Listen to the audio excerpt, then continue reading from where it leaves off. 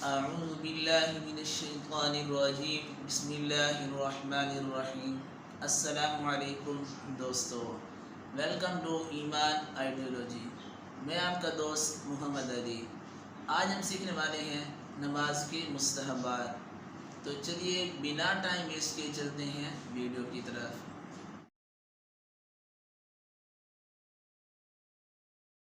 دوستو، نماز کے 5 مستحبات ہیں۔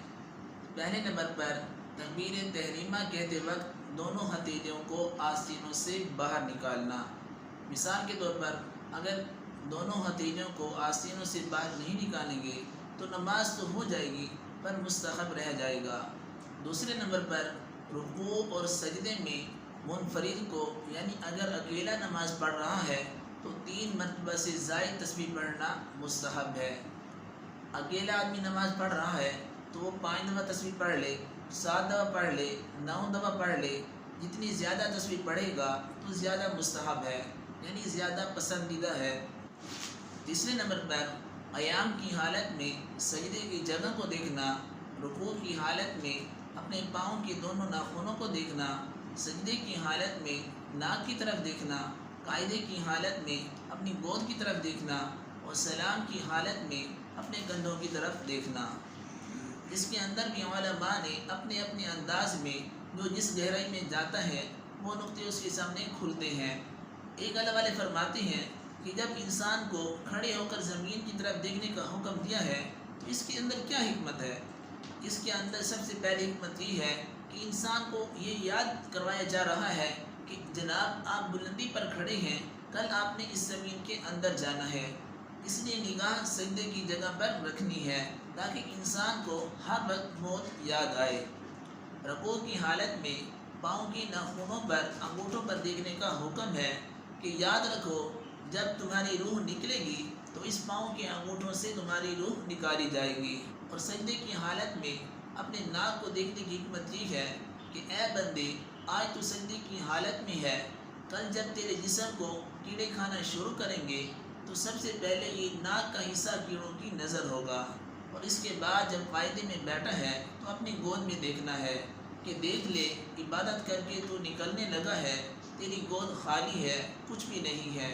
اور پھر السلام علیکم ورحمۃ اللہ کر کے یہ اللہ پاک کی ملاقات سے باہر آ رہا ہے یعنی ملاقات ختم ہو رہی ہے۔ یہ انسان کی زندگی کی طرف اشارہ ہے کہ جناب آپ نے ابھی سلام پھیرا ہے اور اللہ پاک کی ہم کلامی سے باہر آئے ہیں۔ اسی طرح ایک دن آپ نے اپنی زندگی سے بھی یوں ہی باہر نکل کر اپنی قبر میں چلے جانا ہے۔ وہ ہر چیز میں حکمت ہے اس انسان کے لیے جو سمجھنے والا ہو۔ پیارے آقا کریم صلی اللہ علیہ وسلم کے ارشاد کا مفہوم ہے کہ عقل مند کے لیے اشارہ کافی ہے۔ چوتھے نمبر پر کھانسی کو اپنی طاقت بھر نہ آنے دینا، یعنی نماز کے اندر اگر کھانسی آ جاتی ہے تو جتنا ممکن ہو سکے کھانسی کو روکنے کی کوشش کرے، یہ انسان کی نماز کے خشوع میں حرج ڈالتی ہے۔ اور 5ویں نمبر پر جمائی کے وقت منہ کو بند رکھنا، یعنی کوشش کرنا کہ جمائی نہ آئے۔